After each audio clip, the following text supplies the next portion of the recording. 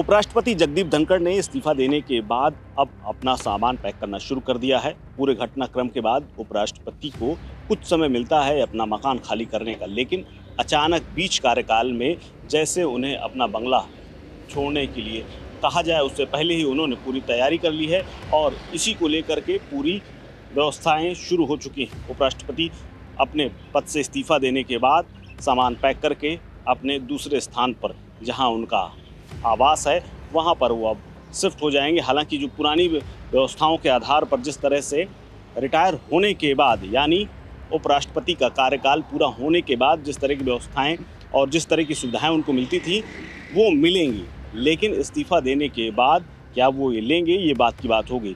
लेकिन पहले एक खबर ये भी आई थी कि उनका जो आवास का कार्यालय है उसको सील कर दिया गया है, लेकिन बाद में पीआईबी ने ये कहा कि ऐसा कुछ नहीं है और फैक्ट चेक करते हुए इस खबर को गलत बताया था। लेकिन उपराष्ट्रपति अब आगे क्या करेंगे, क्योंकि जिस तरह से केंद्र सरकार के साथ उनका मनमुटाव हुआ और विपक्ष की ओर से जो प्रस्ताव था उन्होंने महाभियोग वाला वो ले लिया था, उसी के बाद तनाव बढ़ा और केंद्र सरकार के दबाव में आकर के, या यूं कहें कि जिस तरह से उनके ऊपर महाभियोग वाला एक सवाल कल्याण बनर्जी ने उछाला है कि उनके ऊपर दबाव था, लेकिन ये सारी बातें राजनीतिक हैं।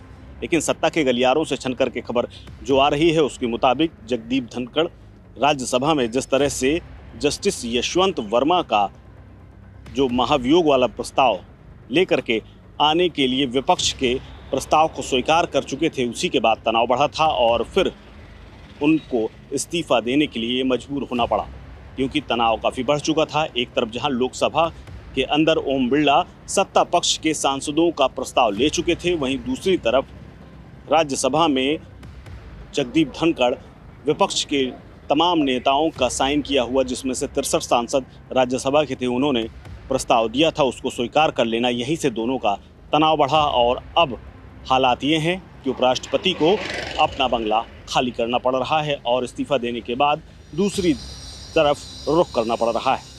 कैमरा पर्सन बंटी के साथ Kuldeep Dwivedi, one India Hindi.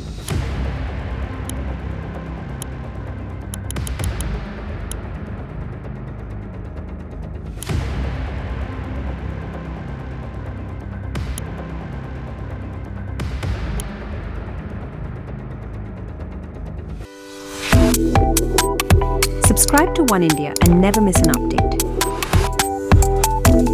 Download the One India app now.